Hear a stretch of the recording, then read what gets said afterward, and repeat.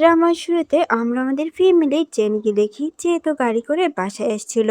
তখনই ও একটা ফ্ল্যাশব্যাক মনে করে যেখানে একদিন রাতে ও অনেক মাতাল হয়ে একটা আননোন পার্সনের সাথে রাত কাটিয়েছিল, যার কারণে এখন তো ওর 5 বছর একটা মেয়ে আছে যার নাম ছিল ইয়ান। তখনই আমরা একটা মেয়েকে দেখি যেহেতু কারটাকে খুবই জোরে একটা ব্রেক মারে, যার কারণে তো ইয়ান আর জেনি দুইটাই ব্যথা পায়। কিন্তু এতে মেয়েটার কিছু যায় আসে না। উনি তো উল্টো জেনির উপরে খুবই রাগ দেখাচ্ছিল। উনি বলছিল, দেখো সু ফ্যামিলির সাথে তোমার বিয়ে হবে, তা ভেবে এত খুশি হয়ে না, এটা শুধু একটা বিজনেস ম্যারেজ, এতে কোনো ভালোবাসা নেই, তাছাড়া তোমার একটা বাচ্চাও আছে। কিন্তু বাচ্চার বাবাকে এটাও তো তোমার জানা নেই, তাই এমন বাচ্চা কিছুতেই সু ফ্যামিলি মেনে নিবে না।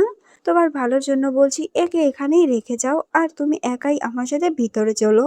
এইসব শুনে ইহানের তো খুবই রাগ উঠে। আর যখন এই মেয়েটা ওখান থেকে যাচ্ছিল তখনই ওনার মাথার উপরে একটা গাছের টব পড়ে, যেটা দেখে উনি তো খুবই ভয় পেয়ে যায়। আসলে এইসব কিছু ইয়ানি করছিল, কারণ ওর মধ্যে কিছু ম্যাজিক্যাল পাওয়ার ছিল। মেয়েটা ওখান থেকে চলে যাওয়ার পর জেনিওকে বলছিল, তোমার উচিত হয়নি এমন ভাবে কোনো ফালতু কাজে তোমার পাওয়ারকে ব্যবহার করা। ইয়ান বলে, মম আমি করতে চাইনি, দেখোনি এই মহিলাটা তোমাকে আর আমাকে নিয়ে উল্টাপাল্টা কথা বলছিল, তাই তো আমি এমনটা করেছি। এরপর দেখি জেনি যখন ইয়ানকে নিয়ে ভিতরে আসে, কেয়ান মা তো ওকে দেখেই রেগে যায়। উনি বলছিল এই বাচ্চাটাকে, ও বলে আমার। যেটা শুনে উনি তো ওর উপরে আরো চিল্লাচিল্লি করে। উনি বলছিল, আমি তো ওকে কাজের জন্য বাইরে পাঠিয়েছি আর তুমি ওখানে বসে এগুলো করেছো, একটা বাচ্চার জন্ম দিয়ে ফেলেছো। তুমি জানো না সু ফ্যামিলি যে তোমার বিয়ে ঠিক হয়েছে? এখন যদি ওনারা এটা জানতে পারে তাহলে ওনারা তো বিয়েটা ভেঙে দিবে। এখানে তো উনি খুবই রেগে যায় ওর উপরে, যার কারণে উনি তো জেনিকে লাঠি দিয়ে মারতে যাচ্ছিল। কিন্তু তখনই ইয়ানোর ম্যাজিকের মাধ্যমে লাঠিটা ভেঙে ফেলে। এটা দেখে সবাই তো অবাক হয়ে যায়। ইয়ারবা তখন মেয়েটকে বলে, এই মেয়েটাকে এখান থেকে বের করে দাও, এ একটা অশুভ, আমি একে আমার সামনেও দেখতে চাই না। ওরা কি কিছু করতেই যাবে তখনই ওখানে একটা ছেলে আসে, যেই ছিল আমাদের ড্রামার মেয়ে লিড, আর ওর নাম হান। হানকে দেখে জেরি তো একটু অবাক হয়, কারণ ওকে একটু চেনা চেনা লাগছিল। আসলে ওই ছিল সু ফ্যামিলির বড় ছেলে, আর ওর ছোট ভাই যার নাম লান, তার সাথে জেনির বিয়ে ঠিক হয়েছিল। কিন্তু হান এখানে জেনিকে সরাসরি বিয়ের প্রস্তাব দেয়, যেটা শুনে ওর ছোট ভাই লান বলে, ব্রাদার এটা সম্ভব না, কারণ ওর সাথে আমার বিয়ে ঠিক হয়েছে আর এই মেয়েটা মোটেও ভালো না, এ আমাকে চিট করেছে। দেখো না এর সাথে ছোট একটা বাচ্চাও আছে। জ্ঞান তো এখানে হানকে বোঝায় যে জেনি মোটেও তোমার টাইপের মেয়ে না, ওর অনেক অবৈধ ছেলের সাথে সম্পর্ক আছে। আর লান যা যা বলেছে ওর নামে সবকিছু সত্যি, ও একটা চিটার। কিন্তু ইয়ান ওদের এসব কথা শুনে জেনিকে বলে, মম এই আঙ্কেলটা অনেক হ্যান্ডসাম, তুমি একে বিয়ে করে নাও আর আমাকে বাবা করে দাও। যেটা শুনে হান তো মনে মনে খুবই খুশি হয়। তখন আমরা আরেকটা মেয়েকে দেখি যার নাম ছিল মিয়ান, আর ও ছিল জেনির বোন। ওর তো এইসব শুনে খুবই রাগ হচ্ছিল, তাই ও জেনিকে নিয়ে উল্টোপাল্টা কথা বলছিল। যেটা শুনে হান তো রেগে যায় আর বলে, তুমি কে আমাদের মাঝখানে কথা বলার? আমি বলেছি বলতে। যেটা শুনে ও তো চুপ হয়ে যায়। তখন জেনি হানকে বলে, যখন আমার মেয়ে তোমাকে চুজ করেছে তার মানে আমি তোমাকে বিয়ে করতে রাজি। যেটা শুনে লান তো রেগে যায়। ও বলে, তোমার আমার সাথে বিয়ে ঠিক হয়েছে, তাই তুমি এই বিয়েটা করতে পারো না। এটা শুনে জেনি বলে, বিয়ে ঠিক হয়েছে কিন্তু হয়তো আর যায়নি, তাছাড়া আমার তোমাকে কখনোই পছন্দ ছিল না। আর ও তো এখানে লানের সাথে ওর বিয়েটাও ভেঙে দেয়। যেটা শুনে ক্যানমা তো খুবই রেগে যায় আর রেগে ওর উপরে চিল্লাচিল্লি শুরু করে দেয়। কিন্তু তখনই হানোর কাছে যায় আর ওকে একটা এঙ্গেজমেন্ট রিং পরিয়ে দেয়। ও তো এখানে এমন এমন কথা জেনিকে বলছিল, যেটা শুনে জেনি তো সন্দেহ হয় যে 5 বছর আগে ওই ছেলেটাকে ওই ছিল। লানের তো এগুলো দেখে খুবই রাগ উঠে। এরপর দেখি ওরা যাওয়ার পর জেনি আর ইয়ানো ওই বাসা থেকে চলে যায়। এরপর ওরা তো ওদের নিউ বাসায় আসে, যেখানে ওই ছেলেটাকে থ্যাঙ্কস বলছিল এত সুন্দর একটা বাসাকে খুঁজে দেওয়ার জন্য। আসলে এই ছেলেটা ছিল ওর ছোটবেলার ফ্রেন্ড। তখনই ওকে আবারও মিয়ান কল দেয়। ও তো কল দিয়ে আবারও ওর উপরে চিল্লাচিল্লি করছিল আর অপমান করছিল। ও বলছিল, হান তোমাকে ঋণ পড়িয়ে গেছে, তার মানে এই না যে ওর তোমার সাথে বিয়ে হয়ে গেছে, আর এটা আমি কখনোই হতে দিব না। বিয়ে করলে ও শুধু আমাকে করবে। ওর এসব কথা শুনে তো জেনি কলটা কেটে দেয়। যেটা দেখে ওর তো খুবই রাগ উঠে। ও বলছিল, ওর এত বড় সাহস, ও আমার কল কেটে দিয়েছে। তখনই ওর কাছে জেনির ভাই আসে। ও তো এখানে মিয়ানকে সাবধান করছিল যে ও জেনি যাতে কোনো ক্ষতি না করে। তাহলে কিন্তু ভালো হবে না। আর একটা কথা মাথায় রাখবে, তোমাকে আমাদের ফ্যামিলিতে অ্যাডপ্ট করা হয়েছে, তাই বেশি বাড়াবাড়ি করবে না। একদমই নিজের লিমিটের মধ্যে থাকবে। এইদিকে জেনিকে দেখি ও তো ইয়ানকে নিয়ে স্কুলে যাচ্ছিল, তখন ওদের সাথে হানের দেখা হয়। ইয়ান তো ওকে দেখে তাড়াতাড়ি ওর কাছে যায়। ও তো এখানে হানকে বাবা বাবা বলে ডাকছিল, আর হানও তো এখানে ওকে অনেক আদর করছিল, যেটা দেখে জেনিতে খুবই ভালোই লাগে। কিন্তু ইয়ানকে বলে, দেখো তাড়াতাড়ি স্কুলে চলো, আর নয় প্রথম দিনই তোমার স্কুলে যেতে দেরি হয়ে যাবে। এটা শুনে ইয়ান তোকে বাই বলে ওখান থেকে চলে যায়। এইদিকে জেনি যখন ইয়ানকে নিয়ে স্কুলে ঢুকে, তখন গার্ড ওদেরকে আটকায়। উনি বলছিল, এখানে সব রিচ বাচ্চাদের পড়াশোনা করানো হয়, জানো এখানে 1 মাসের ফি কত? এটা শুনে জেনি বলে, আমি জানি, আর জেনি এখানে এসেছি, এখন আমাকে ভিতরে যেতে দিন। কিন্তু তারপরও এই লোকটাকে ভিতরে ঢুকতে দিচ্ছিল না। উনি বলছিল, দেখো এখানে রিচ লোকরাই তাদের বাচ্চাদের শুধু পড়াতে পারে, কিন্তু তোমাকে দেখে মনে হচ্ছে না যে তুমি এই স্কুলে তোমার বাচ্চাকে পড়াতে পারবে। তাই আমি তোমার ভালোর জন্যই বলছি, তুমি এখান থেকে চলে যাও। এখানে তো উনি জেনিকে আরো অপমান করে। তখন ওখানে মিয়ানো আসে, আরও তো আসা মাত্রই জেনিকে অপমান শুরু করে দেয়। এবার তো এই দুইজন মিলে ওর পিছে লাগে। তখন মিয়ান গার্ডকে বলে, এইসব লো ক্লাসদের লোকদের এখান থেকে বের করে দেন। যেটা শুনে গার্ড তো ওদেরকে ওখান থেকে চলে যেতে বলে। জেনি তো এটা শুনে এবার রেগে যায়। ও বলছিল, তুমি স্কুলের গার্ড নাকি প্রিন্সিপাল, যে তুমি আমাকে এখান থেকে বের হতে বলছো? আমি এখানে আমার মেয়েকে ভর্তি করাতে এসেছি, আর ওটা করিয়ে তারপর আমি এখান থেকে যাব। আর রইল আরেকজনের কথা, সে যে নিজেকে এত রিচ রিচ বলে বেড়ায়, আসলে সেই তো অন্যের বাড়িতে থাকে আর অন্যের পজিশন নিয়ে। যেগুলো শুনে মিয়ানের তো অনেক রাগ ওঠে, আর ও জেনিকে গালি দেওয়া শুরু করে। যেটা শুনে ইয়ান বলে, অনেক হয়েছে, এ আমার মমকে গালি দিচ্ছে, দাঁড়াও এখন আমি এদের দুইটাকে একটা শিক্ষা দিব। আর ও তো এখানে ওর পাওয়ার দিয়ে এদের 12টা বাজিয়ে দেয়। কার্টার তো প্যানি খুলে যায়, যেটা দেখে উনি তো লজ্জা পেয়ে তাড়াতাড়ি ওখান থেকে চলে যায়। এদিকে মিয়ানের অবস্থাও তো খারাপ হয়ে যায়। তখন আমরা দূর থেকে হানকে দেখি, যে তো এইসব কিছু দেখছিল আর হাসছিল। এটা দেখে ওর অ্যাসিস্ট্যান্ট বলে, বস আপনি কি ওনাদের হেল্প করবেন না? হান বলে, না তার কোনো দরকার নেই, জেনি একাই 170 সিন এইখানেই কাটায়। এরপর দেখি জেনি তো মেকআপ করছিল, কিন্তু ইয়ান ওকে বারবার বলছিল যে আমি আমার বাবার সাথে দেখা করতে যাব, বাট জেনি ওকে মানা করে দেয়। এটা শুনে ও বলে, কেন মম, আমার বাবার সাথে কেন দেখা করতে পারবো না? আমি ওনার সাথে খেলা করতে চাই। জেনি বলে, ইয়ান ও তোমার বাবা নয়, তাই তুমি ওকে বারবার বাবা বলো না। এটা শুনে ও তো আপসেট হয়ে যায়। ও বলছিল, সবার বাবা আছে, তারা তো তাদের বাবার সাথে খেলে, শুধু আমারই বাবা নাই। এটা শুনে জেনি বলে, ঠিক আছে। এরপর ওরা তো হানির সাথে দেখা করতে ওর কোম্পানিতে যায়, কিন্তু জেনি তো এখানে উল্টাপাল্টা মেকআপ করে ওর কাছে যায়। এই অ্যাসিস্ট্যান্ট তো ওকে দেখে একদমই অবাক হয়ে যায়। ও বলছিল, হয়তো ম্যাডামের মাথায় একটু প্রবলেম আছে।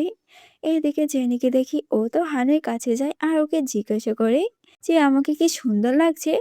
আসলে ও তো এখানে ওর সাথে বিয়ে ভাঙতে এসেছিল। হান তোর এমন অবস্থা দেখে হাসতেও পারছিল না। তখন ইয়ান বলে, বাবা আসলে মম প্রথমবার তো মেকআপ করেছে, তাই এমনটা হয়েছে। যেটা শুনে হান তো ওকে ওর কাছে রাখে। এখানে তো ইয়ান হানের সাথে অনেক কথা বলে। হানও তো ওর কথাগুলো মন দিয়ে শুনছিল আর একসাথে খেলা করছিল। জেরির তো এইসব দেখে মোটেও ভালো লাগছিল না, তাই ও ইয়ানকে ওর কাছে রাখছিল। কিন্তু ইয়ান ওর অ্যাসিস্ট্যান্টকে বলে, যাও তুমি ইয়ানকে নিয়ে ওর সাথে একটু খেলা করো, আমরা এখনই আসছি। অ্যাসিস্ট্যান্ট তো এটা শুনে ওকে ওখান থেকে নিয়ে চলে যায়। তখন জেনি ওকে বলে, দেখো আমি তোমাকে বিয়ে করতে পারবো না। যেটা শুনে হান বলে, আগে তুমি তোমার মেকআপ উঠিয়ে আসো, তারপর আমরা এই বিষয়ে কথা বলবো। কিন্তু জেনি বলে, না আগে আমার কথা শেষ হবে, তারপরে আমি এখান থেকে উঠে যাব। হান বলে, বুঝতে পেরেছি, আমাকে এই কাজটা করতে হবে। আর ওকে কুলে তুলে ওয়াশরুমে নিয়ে যায়, যেখানে ও তো নিজ হাতে ওকে ক্লিন করে দিচ্ছিল। কিন্তু জেনি ওকে বারবার আটকাচ্ছিল, কারণ ও এখনো বিয়ে নিয়ে কথা বলতে চায়। যেটা শুনে হান তোকে কিস করতে থাকে। ও বলছিল, যতক্ষণ তুমি বিয়ে ভাঙার কথা মাথা থেকে না বের করবে, ততক্ষণ পর্যন্ত আমি তোমাকে কিস করেই যাব। এটা শুনে ও তো অবাক। আসলে জেনি তো এখনো শিওর না যে ওই রাতের ছেলেটা আসলে হানি কিনা। তখন ও হানকে বলছিল যে তুমি আমাকে এজন্য বিয়ে করতে চাচ্ছ না, কারণ তোমার প্রবলেম আছে যে তোমার কোনোদিনও বাচ্চা হবে না। আমার কাছে যেহেতু একটা বাচ্চা আছে তাই তুমি ওকে বিয়ে করতে চাও না? হান বলে, এসব ফালতু কথা বন্ধ করো। বাসা থেকে বিয়ের চাপ দিচ্ছিল আর আমার তোমাকে পছন্দ হয়েছে, তাই আমি তোমাকে বিয়ের প্রপোজাল দিয়েছি। এর শুনে জেনি বলে, তুমি আমাকে বিয়ে করবে? জানো তো আমি গ্রাম থেকে বড় হয়েছি, আমার মধ্যে কোনো ম্যানার্স নেই, আমাকে বিয়ে করলে তুমি সব জায়গায় শুধু অপমানই হবে।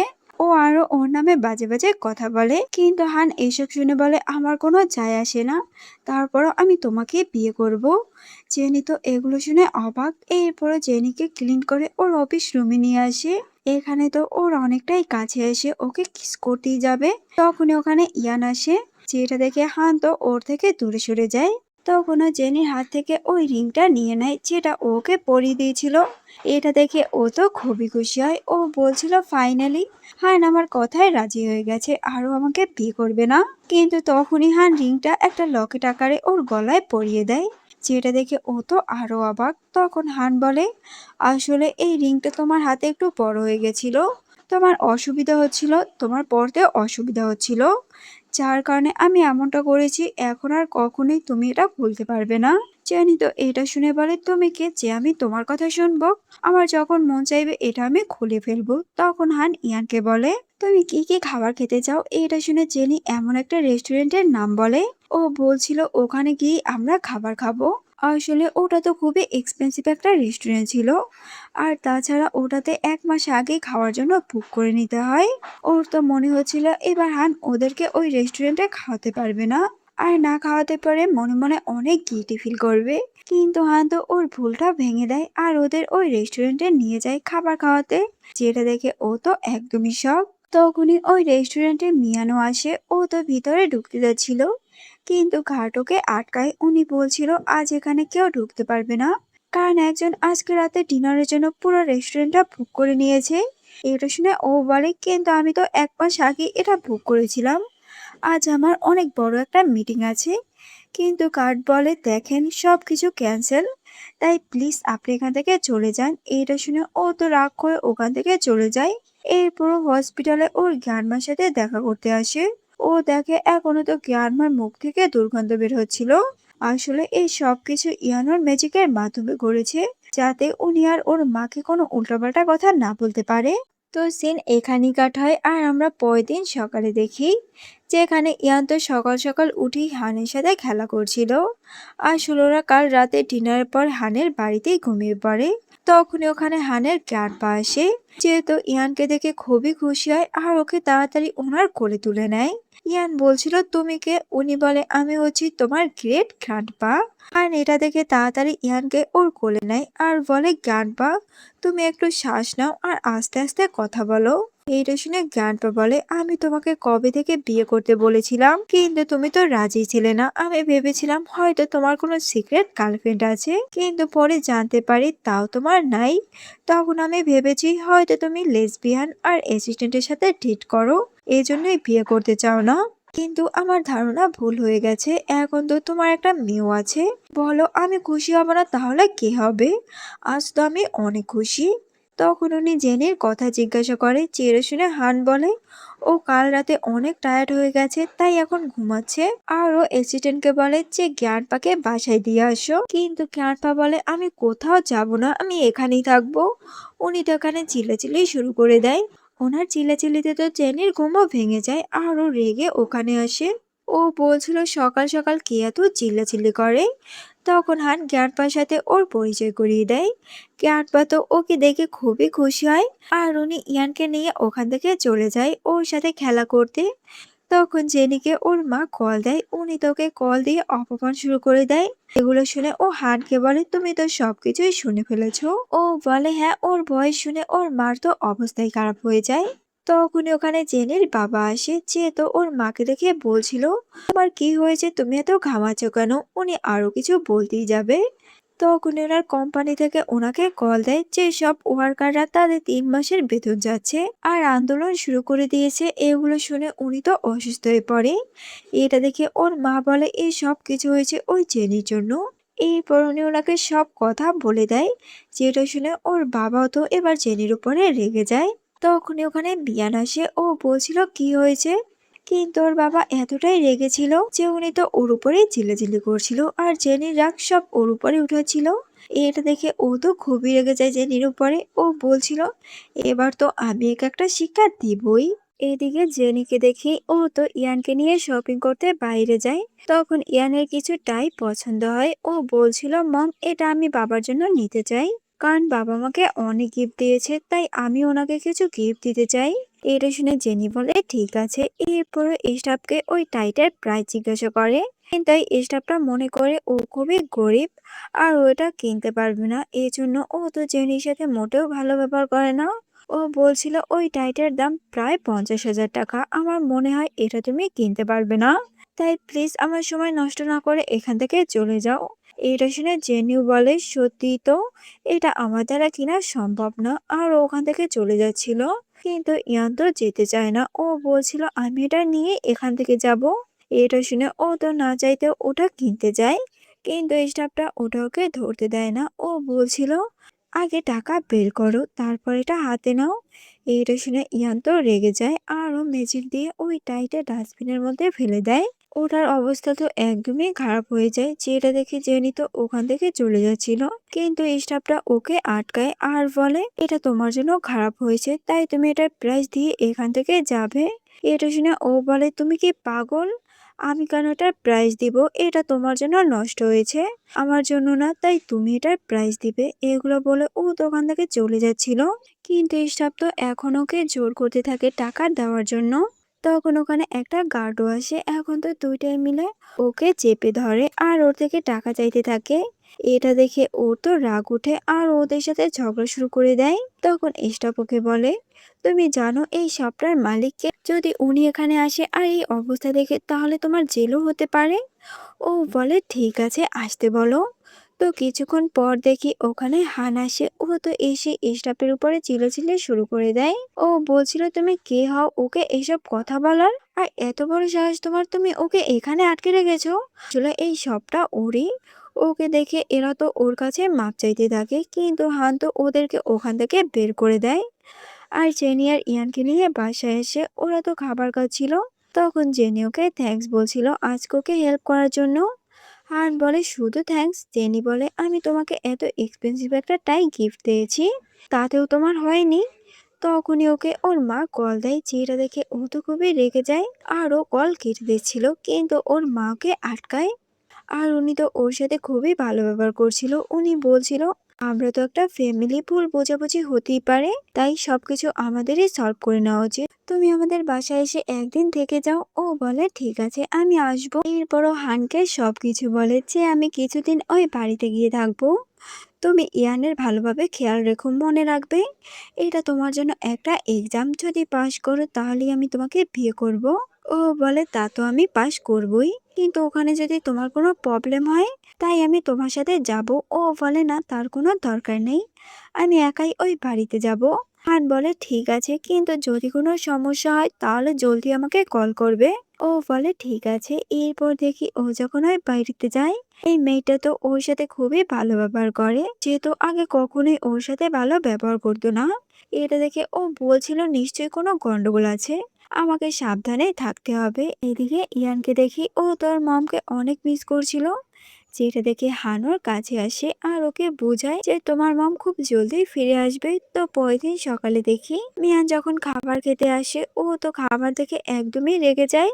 তখন মেয়েড ওকে এসে বলে, প্লিজ ম্যাডাম, আপনি একটু শান্ত হন, যতক্ষণ পর্যন্ত জেনিয়ে বাসায় আসে ততক্ষণ পর্যন্ত ওনার পছন্দেরই সবকিছু খাবার বানানো হবে, এটাই আপনার বাবা বলেছে। এটা শুনে ও তো আরো রেগে যায়। তো কিছুক্ষণ পর ওখানে জেনি আসে। ও তো খাবার খেয়ে ওখান থেকে চলে যায়, যেটা দেখে ও তো রেগে ওর পিছে পিছে চলে যায়। ও তো এখানে এসে ওর সাথে চিল্লাচিল্লি শুরু করে দেয়, যেটা দেখে ওখানে সবাই আসে। ও এমন ভান করছিল যা দেখে মনে হচ্ছিল যে জেনি ওকে মারছে, কিন্তু ওর বাবা তো এখানে উল্টো ওকে একটা থাপ্পড় মারে, যেটা দেখে ও তো আরো অবাক, কারণ ওর বাবা এর আগে কখনোই ওর গায়ে হাত উঠায়নি। এদিকে জেনি ওদের এমন কাহিনী দেখে ওখান থেকে চলে যায়। দেন ও হানের সাথে ওর গ্র্যান্ডপার বাড়িতে আসে, যেখানে আমরা লানার ওর বাবা মাকেও দেখি, যারা তো জেনিকে দেখে খুবই রেগে যায়। আর ওনারা হানকে বলছিল, এই মেয়েটা মোটেও ভালো না, এ একটা চিটার, এ আমার ছেলের সাথে চিট করেছে, তুমি ওকে ছেড়ে দাও। কিন্তু হান্ত উল্টো ওদেরকে কথা শুনিয়ে দেয়। আর গ্র্যান্ডপাও তো এখানে জেনির সাইড নেয়। উনি বলছিল যে জেনির নামে একটা উল্টোপাল্টা কথা বলবে তাকে এই বাসা থেকে বের করে দিব। এইটা শুনে এরা তো চুপ হয়ে যায়। এরপর দেখি চেনিকে ওর ভাই কল দেয়। ও বলছিল গ্রান্ডমা গ্রাম থেকে এখানে এসেছে, আসলে ওকে তোর বাবা মা গ্রামে রেখে এসেছিল। তখন এই মহিলাটাই ওর দেখাশোনা করেছিল। তখন দেখি ও একে ওর গার্ডবা হিসাবে দেখে। চেনি তো এইটা শুনে খুবই খুশি হয় আর ও তাড়াতাড়ি গ্রান্ডমাকে নিয়ে ওদের বাড়িতে আসে আর সবার সাথে পরিচয় করিয়ে দেয়। তার সবাই মিলে তো একসাথে খাবার খাচ্ছিল। তখন হান গ্রান্ডমা থেকে জানতে পারে যে ছোটবেলায় জেনির সাথে কত অন্যায় হয়েছে শুধুমাত্র একটা ভুলের জন্য, যেটাও করেনি কারণ ওর বাবা মা মনে করে যে ওর জন্যই ওর বড় ভাই মারা গেছে, এই জন্যই ওনারা ওকে গ্রামে রেখে এসেছিল। তো এগুলো শুনে খুবই আপসেট হয়। এরপর খাবার শেষে জেনি যখন রুমে ছিল তখন ওর কাছে হান আসে।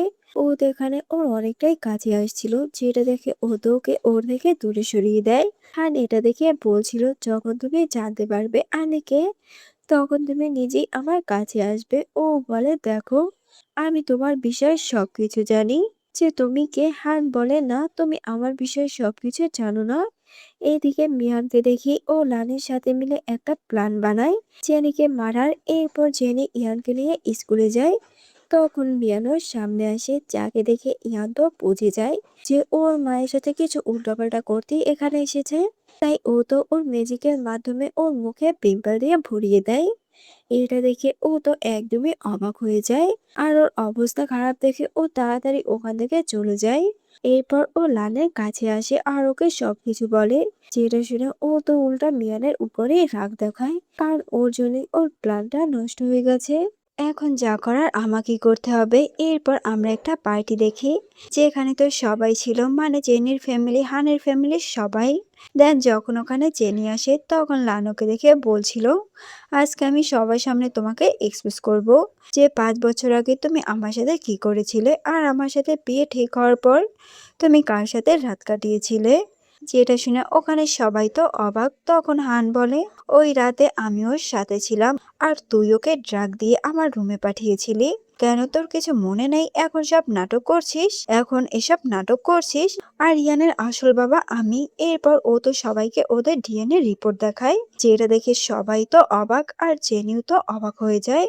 তখন হান আরো বলছিল, ওই দিন তুই ওকে ড্রাগ দিয়েছিলি যাতে জেনি অন্য ছেলেদের সাথে রাত কাটায় আর তুই ওকে সবার সামনে অপমান করিয়ে বিয়ে ভাঙতে পারিস, কারণ তুই তো একটা ক্যারেক্টারলেস, কখনোই বিয়ে করতে চাস না, শুধু মেয়েদের নিয়ে খেলতে পারিস। এরপর ও তো সমস্ত প্রুফ সবাইকে দেখায়, যেটা দেখে জ্ঞান পাতো ওকে ওখান থেকে বের করে দেয়। তখন জেনি ওকে বলছিল, এই জন্যই তোমাকে আমার তো চেনা চেনা লাগছিল। আর তখন ওকে সরি বলে, ওকে সবকিছু প্রথমেই না বলে দেওয়ার জন্য। কিন্তু জেনি তো ওর উপরে মোটেও রেগেছিল না, ও তো উল্টো খুশি ছিল। আর ও তো এখানে হানকে বিয়ের জন্য রাজি হয়ে যায়। ও বলছিল চলো আমরা আজই গিয়ে ম্যারেজ সার্টিফিকেট নিয়ে আসি। এইটা শুনে হান তো অনেক খুশি হয়ে যায়। আর সাথে ইয়ানো, যে আসলে ওর এই হ্যান্ডসাম আঙ্কেলটি ছিল ওর আসল বাবা। তো এখানে এই ড্রামাটার হ্যাপি এন্ডিং হয়।